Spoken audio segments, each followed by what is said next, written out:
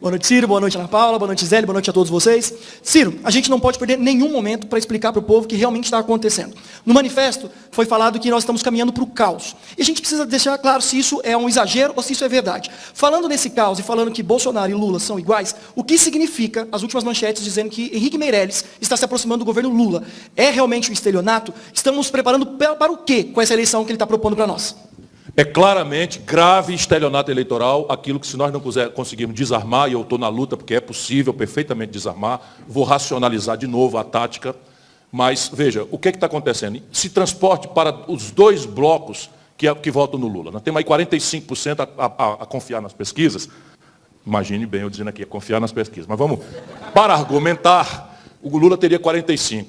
Desses 45%, 5% é uma burguesia, como eu já descrevi, e eu não falo mal da burguesia, apenas é uma burguesia que tem um interesse negativo, que é o seguinte, 15%, dos 45%, 15%, não é a burguesia, é 5%, mas 15% só vota no Lula por uma razão, nos livrar do Bolsonaro. Então, se isso acontece, esses 15% não vão ter frustração nenhuma, porque eles estão se bastando nisso.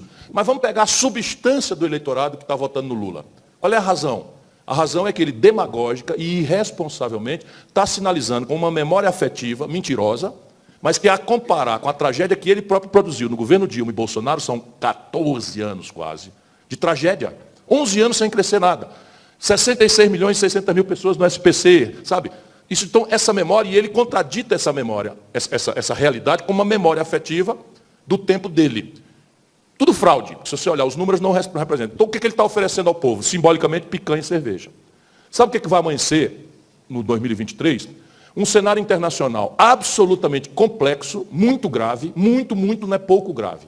Hoje aconteceu uma sabotagem no gasoduto Nord Stream, o que quer dizer o desdobramento dessa crise da Rússia com a Ucrânia, o efeito disso no inverno europeu, com a dependência de um gás, percebe? São desdobramentos monstruosos, o cenário internacional muito complicado. O câmbio brasileiro, que é a taxa do dólar, já está começando a precificar como no mundo. Os americanos resolveram partir para cima de uma inflação sem precedente, vão também esfriar. Os bancos centrais europeus e americanos estão produzindo uma recessão. O Brasil tem uma dependência grave. Qual é? Nós dependemos do comércio exterior de commodities, volume e preço. Se a recessão acontece na Europa e nos Estados Unidos, a China esfria. Quando isso acontece, os preços dos nossos produtos tradicionais, petróleo, minério de ferro, proteínas, etc., cai e o volume de exportação cai também. Aí a conta não fecha e a nossa moeda se desvaloriza. Quando a nossa moeda se desvaloriza, você já sabe, pão é trigo é dólar, os preços sobem. O Lula já se comprometeu de manter o Banco Central do Bolsonaro e eles vão então atirar com taxa de juros como está aí. Então o ano que vem é um ano absolutamente desastrado para o Brasil, o que será a grande reversão de expectativa da população. Isso é o que dá para ver hoje. Agora, qual é a psicologia do Lula de dizer que não quer apresentar nenhum programa econômico antes da eleição? Ele vai se vingar do Brasil? Ele vai resolver se vingar do sistema financeiro, a que ele se vende, mas o Lula é tão salafrário e desonesto, ele pode também enganar. E fazer o quê? Uma política de aceleração do salário mínimo, uma política de não sei de que e tal, e fazer a economia brasileira ir para o espaço. Deus é quem sabe o que é que vem daí, porque o cara diz explicitamente, diante de toda a freguesia nacional, que só vai dizer o que vai fazer depois de eleito. Por quê? Porque eu tenho um legado. Vê-se bem, a eleição é um contrato de futuro. A eleição não é um gesto de gratidão com o passado. O passado credencia você, habilita você, identifica você, mas a eleição é um contrato para o futuro. E o que o Brasil precisa fazer exige uma nova cumplicidade com a população. Porque, como vocês sabem, tem saída. Você tem 300 bilhões de reais no Projeto Nacional de Desenvolvimento por ano. 100 bilhões eu diminuo o imposto, 200 bilhões eu incremento o investimento, e aí eu digo como é que a traquitana do desenvolvimento vai acontecer. Mas isso só acontecerá se eu quebrar o sistema econômico. E o Lula está organicamente comprometido com ele, com o sistema. Então, um desastre completo. Completo, o que se anuncia para o Brasil. Primeiramente, eu gostaria de dizer que, ao contrário do que o Lula tenta passar, a candidatura dele é visando sim vingança, e sem propostas para nada do que realmente importa, para o povo brasileiro. Porque em algum momento o Estado vai ter que devolver e me pagar os prejuízos que eles causaram na minha vida. Então isso é o São Lula.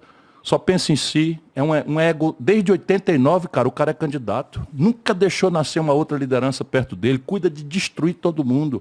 E, enfim, e eu não me rendo, não me vendo, não beijo o pé de barro do Lula, mas nem a pau Juvenal. A outra coisa que queria falar é que, o Lula, assim como avisou Ciro Gomes, está comprometido com o sistema financeiro, a ponto de elogiar o atual presidente do Banco Central do Bolsonaro, o Campos Neto. E, mais do que isso, ele já disse que vai mantê-lo no cargo, uma vez que respeita a tal independência do Banco Central, e com isso o Campos ficará no cargo até 2024. Para quem não sabe, o presidente do Banco Central é quem tem o poder para controlar os juros do país, e a inflação. Pare e pense, se tá bom como está hoje, por que vai continuar? Alguns iludidos podem alegar que, no texto da matéria, Lula disse que vai conversar com o Campos Neto, para mudar as metas. Porém, como já foi dito, a independência do Banco Central significa que o presidente da República eleito não tem poder nenhum sobre o presidente do Banco Central. E o Campos Neto nunca mudou as metas. Portanto, é lógico imaginar que ele não vai querer mudar, uma vez que só ele tem o poder para isso. Sabe quanto o Bolsonaro pagou, meu irmão, de juro nos últimos 12 meses para essa banqueirada à toa que quer me ver morto politicamente? 500 bilhões de reais. Sabe o que o Brasil gastou nos mesmos 12 meses em educação, saúde, segurança, porto, estrada, aeroporto, não sei o que e tal? 300 bilhões de reais. Então a questão do Brasil não é falta de dinheiro. A questão do Brasil é que os poderosos do sistema tomaram orçamento. E é tudo para eles. 500 bi de juro, meu irmão. Não foi um centavo aqui para amortizar, para pagar dívida, não. Só juro. 500 bilhões de reais é meio trilhão de reais. E só eu denuncio. Você acha que eles vão gostar de eu ter dito essa história aqui? Examine no Google. Vá na internet. E esse dinheiro, meu irmão, foi todo tirado do povo brasileiro. Eu tenho um número. É uma coisa chocante. Em 2003, o Brasil tinha uma dívida. Ah, dívida é assunto de economista. Não, irmão.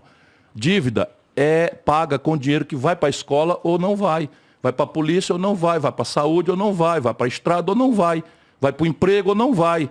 É isso, é o mesmo cofre. Pois bem, a dívida quando o Lula tomou posse era 600 bilhões de reais. Já parecia ser uma coisa complicada. Hoje, meu irmão, a dívida é de 7 trilhões e 500 bilhões de reais, só que no período, você vê que o modelo é o mesmo, do Lula para cá para o Bolsonaro, o Brasil pagou 7 trilhões de reais de juro. E continua com 7 Você está me trilhões. entendendo? Era 600, pagamos 7 trilhões de juros e estamos devendo 7 trilhões. Eu botei isso no manifesto hoje. Fura meu olho com um jornal que tenha registrado esse número. Olha o que eu estou dizendo. Vou renunciar à candidatura, fura meu olho. Pode furar meu olho. Um jornal sequer mostrou que eu disse que a dívida era 600 bilhões, nós pagamos 7 trilhões de juros no período Lula-Bolsonaro, o modelo rigorosamente o mesmo, câmbio flutuante para a primária meta de inflação. É o modelo, que foi o Fernando Henrique que montou, que é esse sistema de transferir renda da produção, do trabalho, do salário, da renda do povo, da saúde do povo, da educação do povo, para meia dúzia de banqueiros. E os banqueiros compraram o processo político.